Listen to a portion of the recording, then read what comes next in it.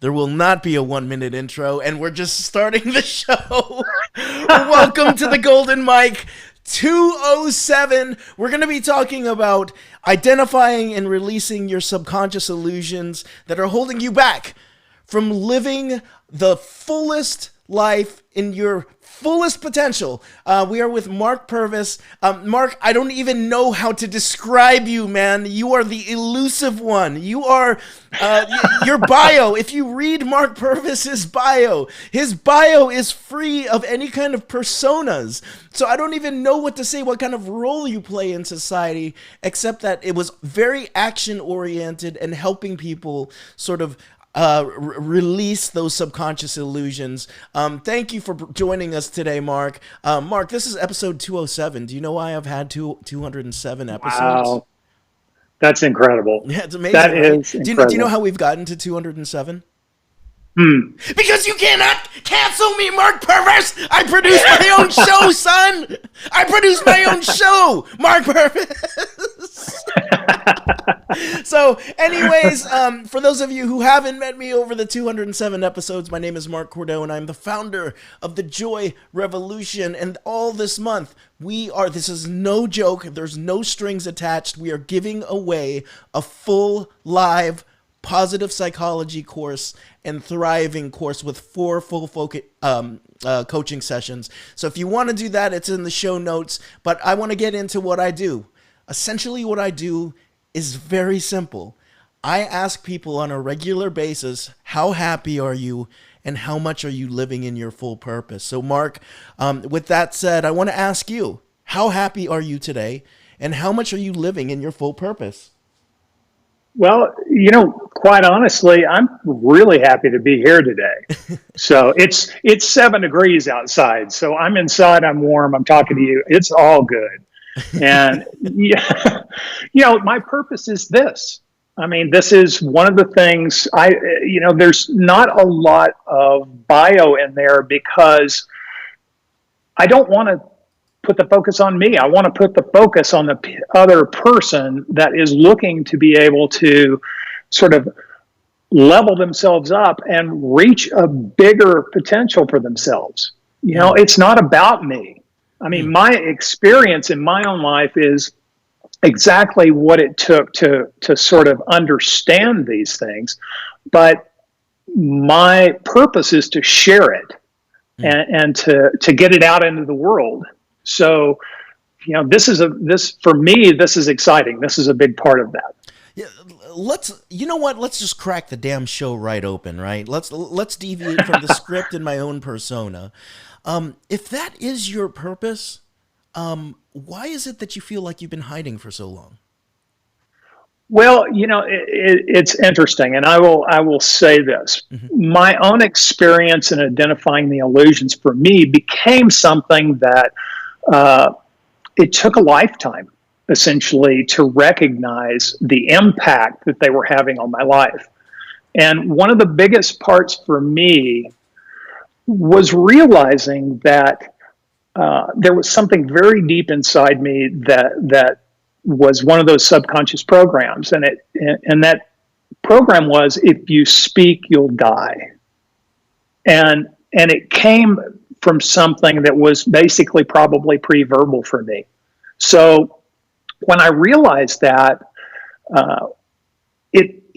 my wife and I were in the kitchen and we're sitting there and she's sort of questioning me and wanting me to talk about some things that were really important at the moment. And it felt like a hand was around my throat and I couldn't speak. And it's like, why can't I speak?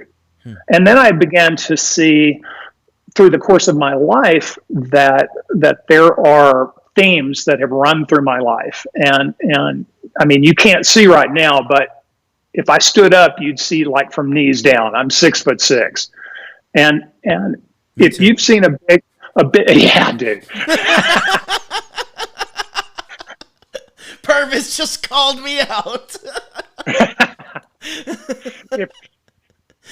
If you saw a 6'6" bald guy walk into some place and he could go invisible and sit down and nobody notice him, wow, that's the impact of that. Wow. And And I mean, my business that I built many different variations of over the years as a consultant to big companies has always been sort of behind the curtain. You know, it's the analytical part, it's the process part, it's the part that isn't front and center, and the personality. And that part of me is something that has been holding me back. So when I made a conscious decision that it was time to let go of that, and it was time to really put myself out in front, I realized that what I didn't want was to shift my, I'll call it my day business, Sure. Right. into that. I really wanted to find a way to express that and give that to people, because what I've learned over a long time, much longer than I really want to admit, because then I'd have to admit how old I am, is that when I've managed big teams with people, and you've got a lot of personalities, and you've got a lot of people that have to move towards a common goal, I've been the one that's been able to accelerate that goal based on being able to intuitively take people up to where they are creating their best work, their best self, and putting their best effort forward in that project. And realizing that, it's like, why don't I do that for people in their lives, not just for clients on a project? Right, right. Now, there's a couple things here.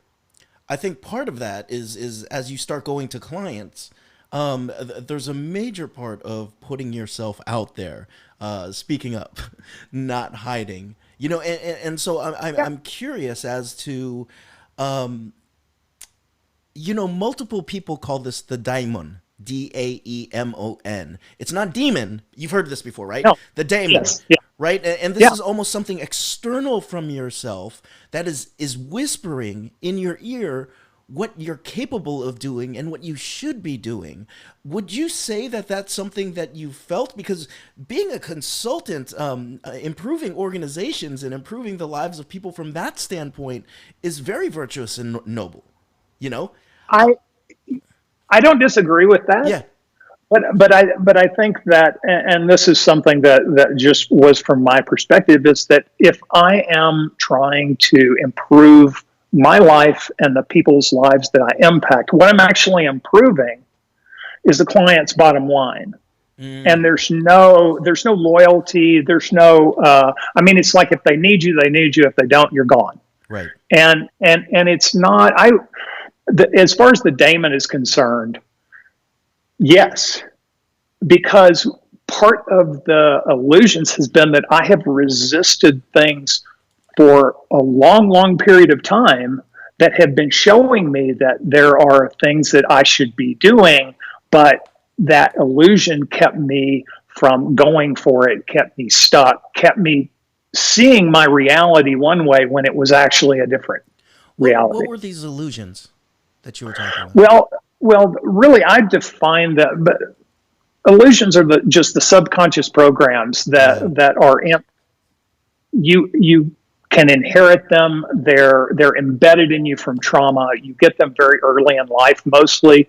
And actually, they are the things that initially serve to keep you from experiencing pain. And they're good in that way. But what happens is that we typically outgrow them, and they're operating at a level that we're not aware of. Right. So they're changing and manifesting results, even though we can say, oh, I'm going to do this differently, and we do it differently, but the actual result winds up being the same, just looks a little different. Sure. Okay. Sure. So it's almost like you're still on the same track. You just change the color of the car. Exactly. Okay. Exactly. Yeah. And so really I tried to make them, there's 4 primary illusions. I tried to make it really simple so that people would kind of grasp that. And that's, I'm not good enough. I don't deserve it. It's out of my control, and I can't change. And there's so many variations of that and how it works for you. But the really interesting thing about it is that most people look at things like that and they view them as if it's coming from a negative place. Mm. And if you are familiar kind of with the concept of moving toward or moving away, mm-hmm. how your motivation functions, and going either you're motivated by moving away from something or you're motivated by going towards something. They're actually the same. You're getting the same place. Your just motivation is different. Well, the illusions have two sides to that because, for example, if you say I'm not good enough all the time internally in that program, it can keep you from doing something. You can feel like you just shouldn't even try. It can depress you. By the same token, you could be wildly successful reaching your goals. Yeah. But the I'm not good enough part, what it does is you feel like you're always disappointed that what you're doing, you reach a goal and it's not what you thought it would be. So, it's almost like being on the hedonic treadmill, right? You acquire something that you have effectively forecast that this will change everything. And 2 months later, you're like, my kids still hate me. The water still leaks over here. Like, what do I got to do? Yeah, exactly. But that's kind of the flip side is that it's not that they're good or bad. Right. It's just how they impact what is generating and manifesting your life. Walter from Vancouver is calling it's these sort of survival beliefs and values that he feels like that you're talking about. Are you feeling that?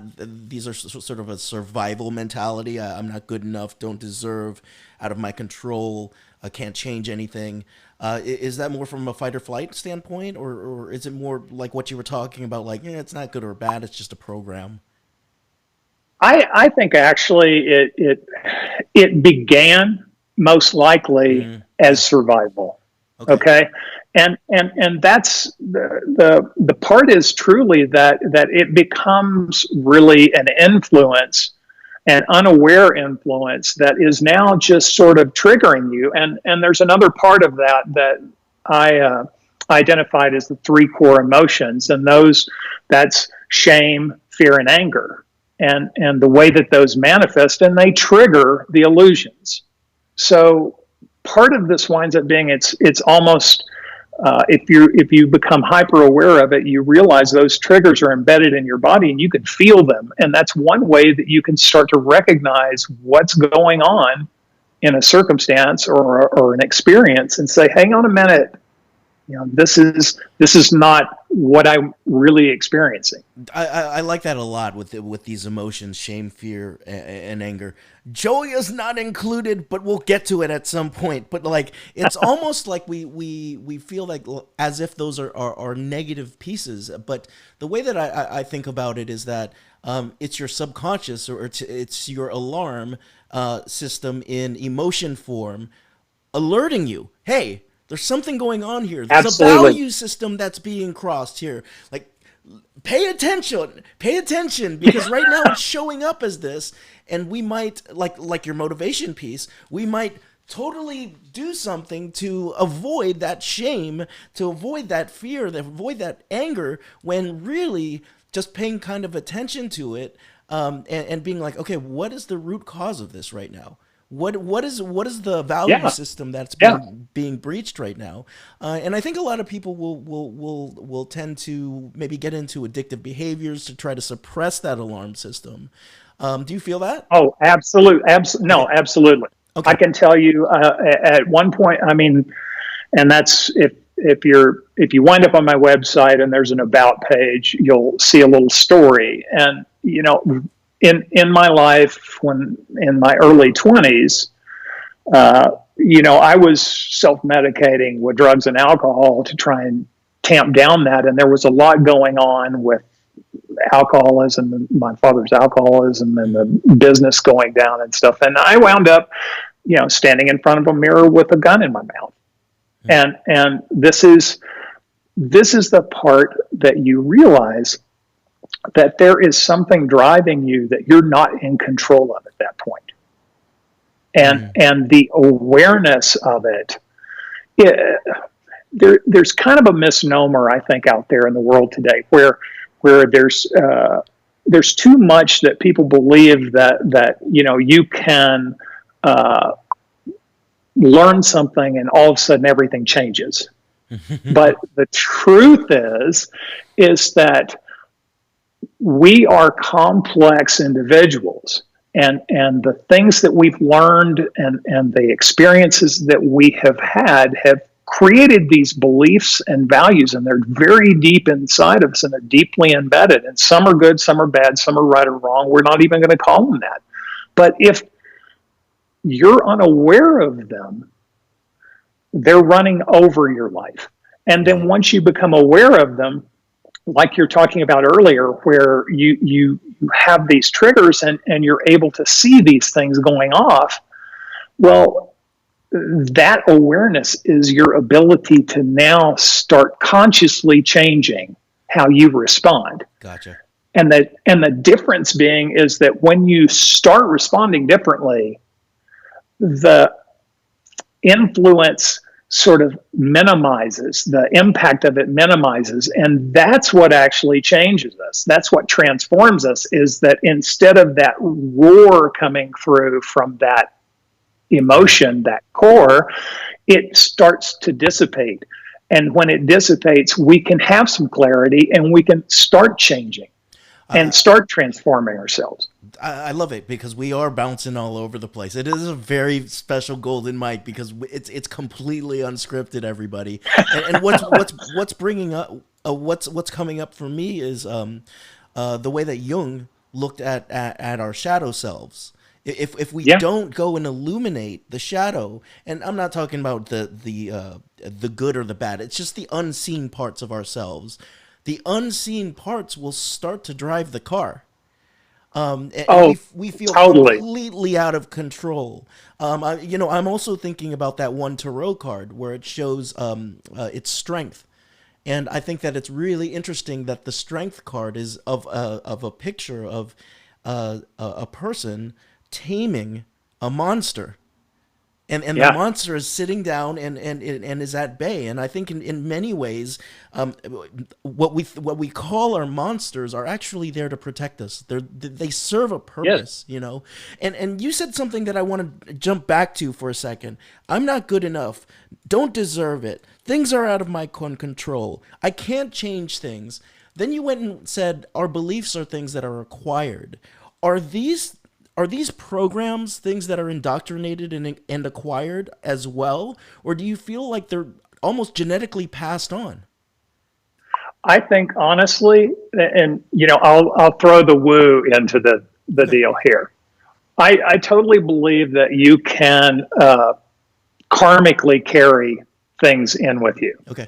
Okay, that are part of you that you experience.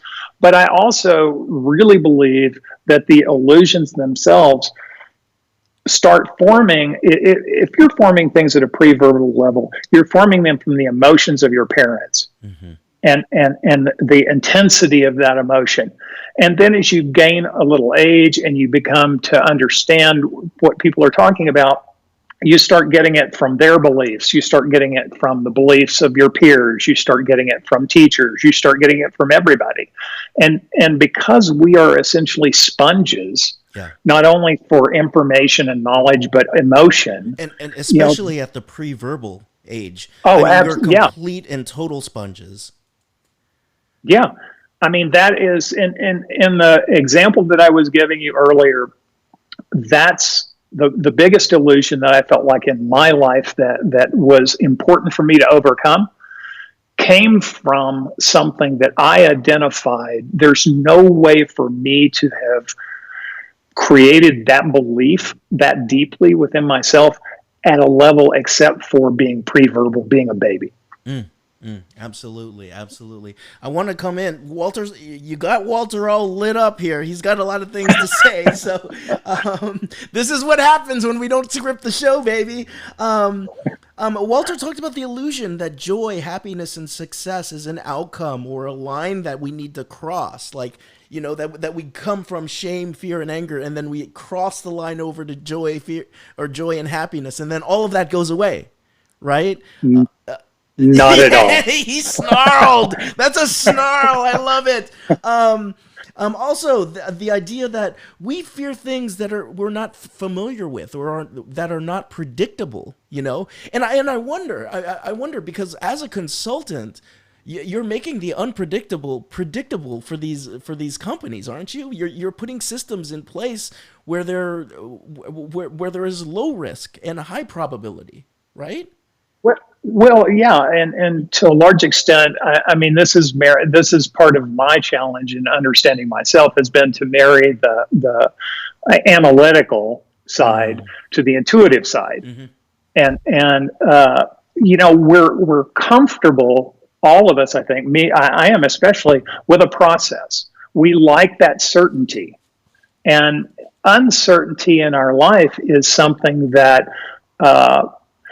We're not very good at being comfortable with being uncomfortable. Sure. And that uncertainty is part of what is built into the triggers of the illusions. Sure. I mean, if you feel like your life is out of control or something's happening and it's triggering the emotions that are one of those three core emotions, and you're starting to feel that in your body, that uncertainty about what the outcome of that is sort of like, okay, here's the gas can, there's the match. Well, I wanted to ask you this because this is my own limitation on my understanding of the world, and I think it's an illusion that's coming up right now. For me, I feel like everything is a process, and so, if you remove process, what do you have? Everything is a process. Okay.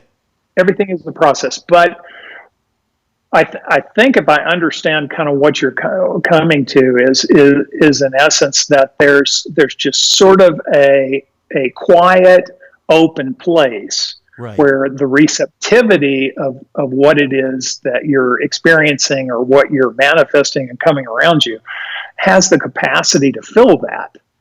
And yeah, okay, I feel that. I feel there's now. It's almost let's break the fourth wall, as if it hasn't been broken yet. It's almost like before the show when I hit you up and I was like, "Hey man, there's no talking points for the show." Like I'm used to that process, right? I'm used to leading my guest to sort of the hero's journey, where at the end they're victorious, and then we can send them to the website, right? And today you were like, nah, let's freestyle it. And I'm like, yeah, I'm cool. I forgot what I said, but I was like, I'm cool with that, man. And this is the process of, I think, what you call receptivity. And I'm not trying, that is my ego patting itself on the back, but also at the same time, I see a difference there, right? The process in which you kind of allow the formation of things to happen, just based on sort of the elements that are around you, can be very scary for people. Yeah. Well, I mean, we all like to have a framework. Sure. I mean, we all like a blueprint and a roadmap, and that's part of one of the things that I've tried to help give people in understanding this is because a lot of times you're talking about something that is really sort of nebulous in their mind. They're not really sure about what it is or what you're talking about. And I actually went back. I mean, this is kind of a side note on that. I had started this at the end of the year to do this sort of little mini coaching course called Release Your Illusions. And then I realized that, well, hell, people don't really understand when you say illusion, they don't really know what it is that you're talking about. Sure. And I rebranded it a little bit and put it back up and said, okay, this is okay. But all of us have a sense that we want to be able to follow something that gives us sort of those guardrails. Sure. We want that comfort level of know that, when the car goes a little out of control, we'll bounce back into where we're going. Sure. And welcome to life, because it rarely works that way. I love it, and you know, I want to go back to this idea of illusions for a second. Um, how do you see us getting, you know, because it is nebulous, right? Like I feel like you might have the same issues I have in sitting down and being like, okay, I know the emotional, the guttural, the amazingness someone will feel when they capture that daemon. They're listening to it, and they're in the joy revolution. They're running their joy revolution, their passion project, and I can see it being nebulous for you too. Like illusions, ooh, it's kind of slipping through my hands, right? But let's talk about that for a second, and let's see if we can bring it to the practical. How would one go about making the invisible visible when it comes to these illusions? Well, that's a good point. Okay, and I will, first of all, you have a sense of the experiences that you're having, or the results that you're not getting, or things that there's something that is sort of like limiting you or blocking you from what it is that you truly want to experience, the life that you want to have. And the hardest part of that is that we just keep pounding on things. We keep living every day. We keep getting up and doing our work. We keep doing everything. And there's not a great deal of transformation. And there's a difference between change and transformation, because change is really action. Change is just making a process that leads to transformation. The transformation is when that illusion, when that subconscious program doesn't impact what you're manifesting. Does that make sense? Yeah, it does. It does. Give me a second here, because I'm sitting with that right now. I'm sitting with that, not trying to think of a good question. I'm just kind of sitting with that. Well, I'm gonna get. I want to. I'll tell you. I'll give you an example from myself. Okay. When I grew up, for an example, we moved all the time. I went to 6 different schools in 7th and 8th grade. I was always the outsider. I was always the new kid. I was really uncomfortable in my skin. I had this image of myself. Now, were you still 6'6"? Pretty dang close. Yeah. And I had this really horrible image of myself. I mean, to the fact that I can remember, not feeling like I was just ugly, unlovable, fat, everything else you could possibly put in this package of this kid. And it took a long time and a lot of work over the course of a lifetime to feel like I had let go of that part of me. And I really felt like I had let go of it and was comfortable in my skin. And in 2009, after my mother passed away, and my wife and I were cleaning up her house and cleaning out stuff, you're too young, there was this plastic cube with Polaroid picture in it. Mm-hmm. You used to buy these cubes and you stick the Polaroids in all the sides of it. So it was like a little frame. And I'm looking at it, and there's a picture from me of that age at that time, at a moment that I specifically kind of remember how bad I felt in myself. And I'm looking at this picture sitting on the floor in her house, and I realized in that moment, the kid that I saw in that picture was not the person I saw in the mirror.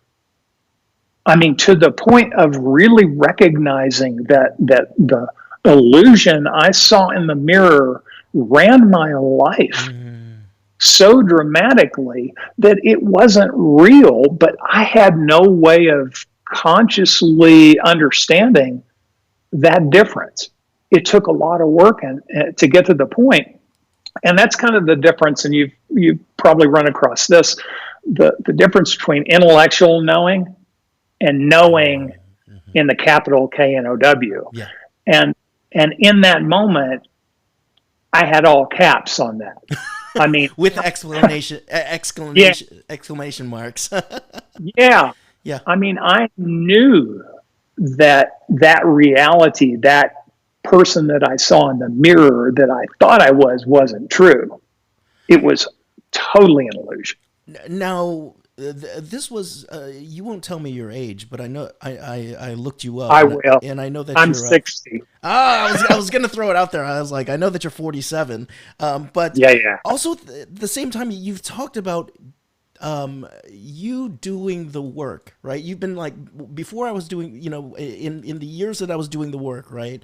Um, does does that mean it was a purely experiential work process in which you were aware that you wanted to, there were things about you that you didn't know and that you were kind of unpeeling, or or was it something along the lines of you wanted to accelerate that learning process, and there were things that you engaged with, people that you engaged with, that helped you move forward? Yes. Okay, great. No. I mean, honestly, it is. And this is part I think that can touch a lot of people's lives too. Is that when you have that uncertainty and you have that discomfort, and you know that there's something out there, we start looking and we start seeking, Yeah. and that's in the spiritual communities that it's correct when they term it miserable seeker. Mm-hmm. Yeah. Yeah. Yeah. The part of us that keeps wanting something to change, wanting something better, wants that transformation. Well, that's been a process for me since childhood. Mm. I mean, I started looking for things. I started reading. I started, anything I could find. Right. Uh, I was going after to try and understand why I was so unhappy and uncomfortable. I'm totally writing that down. Miserable seeker.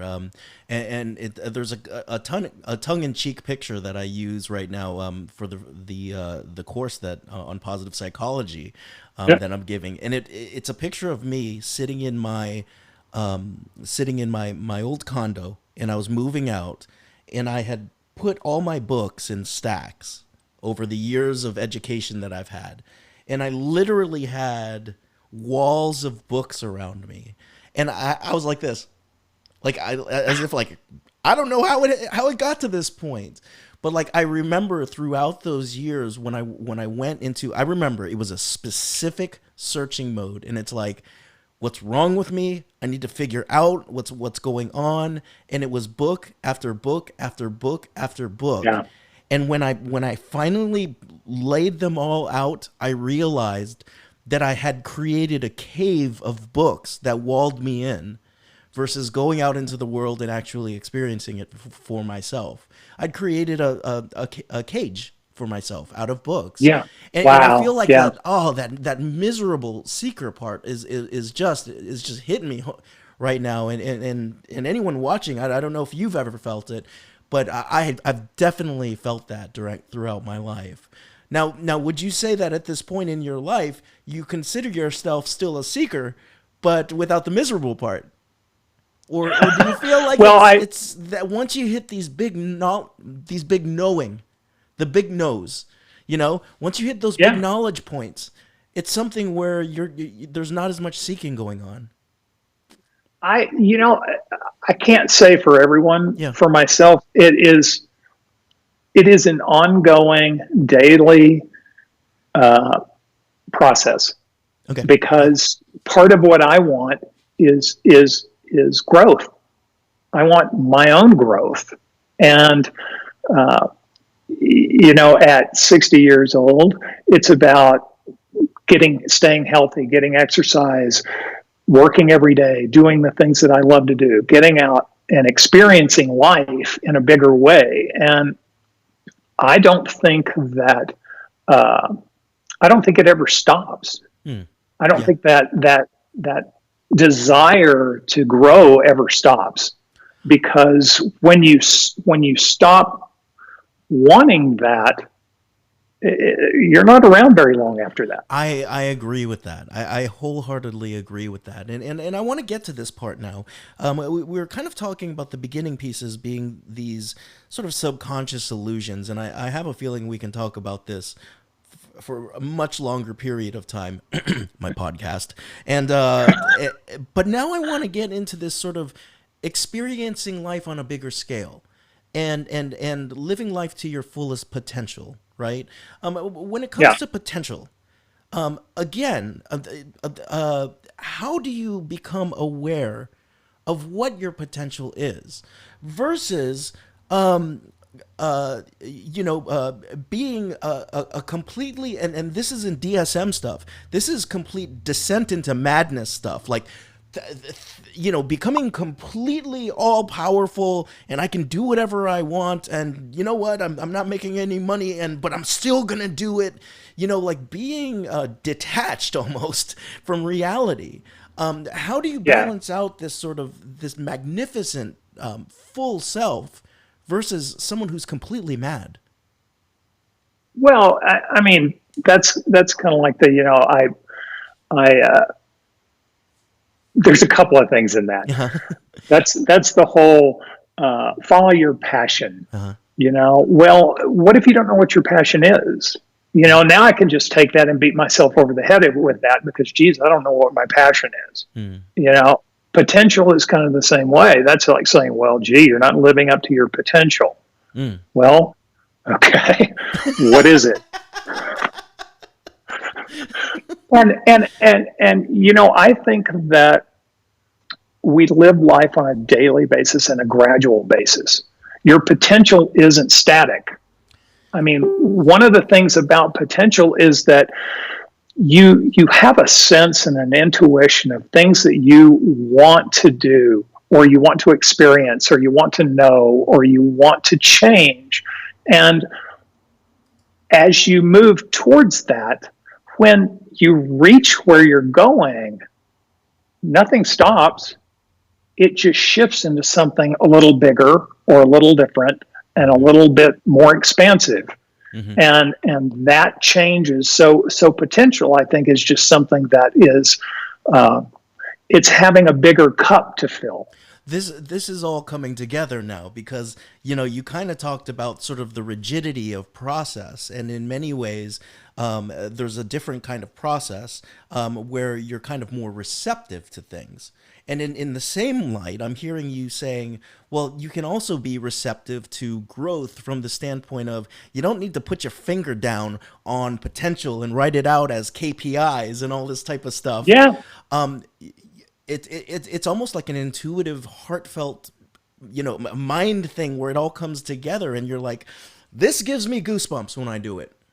Yeah. I think I'm going to keep doing it, Yeah. And you know what? I gave that a shot, but I'm not a failure. I just know I don't want to do that again. And that did give me goosebumps, Yeah. And go ahead. Well, I mean, I think for a lot of people, you live your life defining what it is that you don't want. It's easier for you to understand what it is that you don't want than what it is you do want.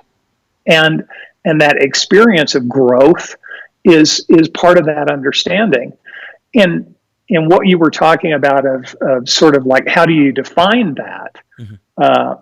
We get little roadmaps and little tips as we go along, and we usually get them from other people who ask you a question that say, wow, I really enjoyed this. Why don't you say more about this? Or that's an awesome idea. You should write a book about that. Or, whatever else that kind of comes through. And most likely, for the most part, that kind of like comes in one ear and goes right out the other. And part of the essence of that opportunity to expand your potential, who it is that you can become, is sort of being open to whether or not that can resonate inside of you and whether it's true. Woo, we're going woo now.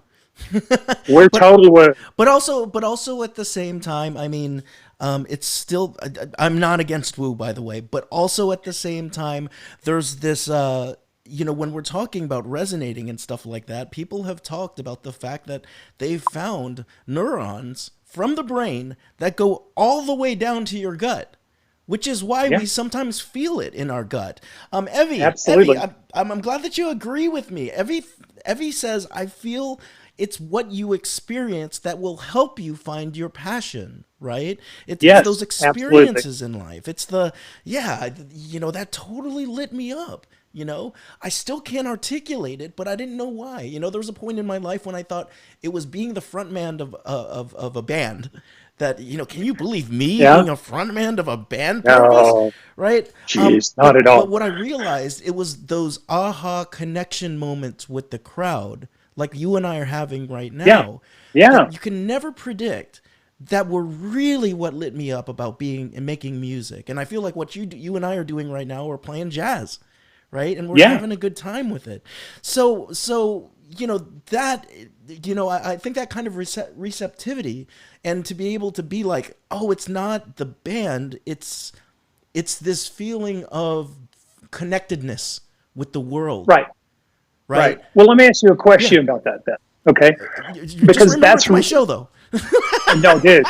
It's all about you. It's yeah. What's up? So, so, so in that moment where you're out front, you're totally connected to the audience.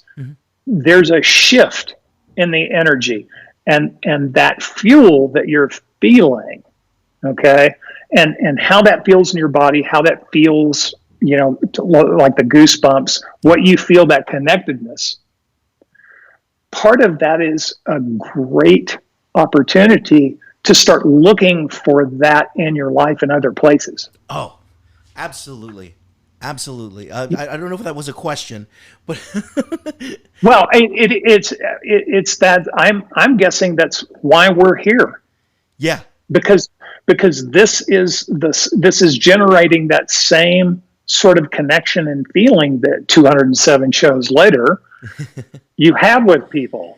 This is you're sharing something with people that give them a way in to be able to look at their life and say, that's a different way for me to see a way that I can experience something new, experience something in my life that I want. absolutely. I feel like there's that sort of provocative disruptor still part of me.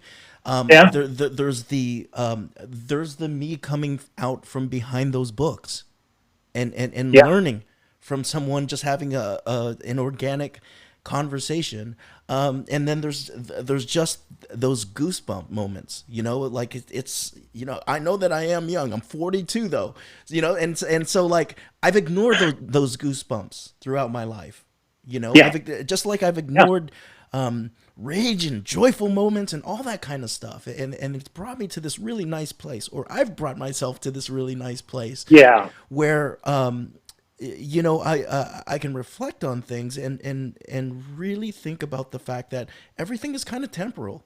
But what's not temporal are these moments of when I feel it in my gut, and then I can say, okay, when I turn these lights off, when I'm not talking with Purvis, where are those opportunities to feel those connections now? That's what I'm feeling you say. Exactly. Yeah. Exactly. Yeah, Yeah. exactly. Yeah, I mean, and Yeah.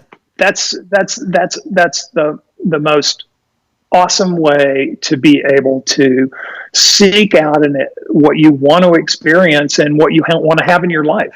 You And want more of that. when I hear that, that's where, like, I'm having an aha / no shit moment right now, where it's like, oh, that's what potential is. It's Yeah, I'm not living every moment like this, or every moment in flow, every moment like that.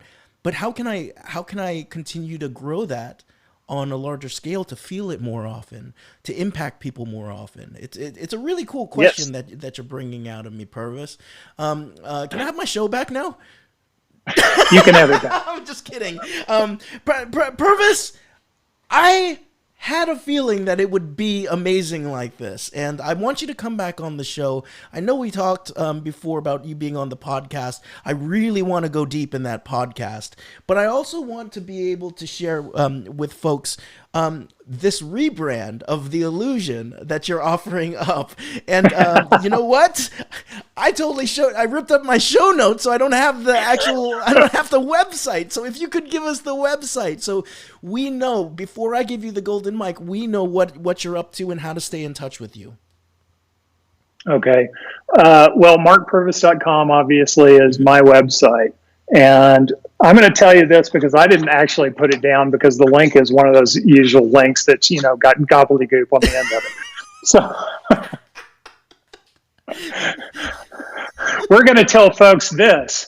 If you want more of this, then look at Mark's notes on the page for the Facebook Live, and he'll put the link on there because it's his damn show. It's my damn show, and the links are on there.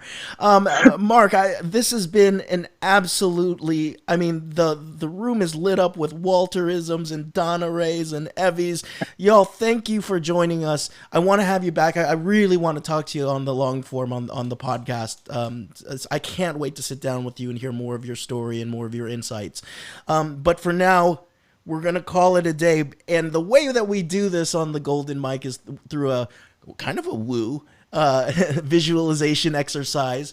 And I want you to imagine that in that 7-degree weather, that a FedEx truck just showed up with the Golden Mic. And this whole time they've been installing it in your ceiling so that it can dramatically lower down at this point in the show.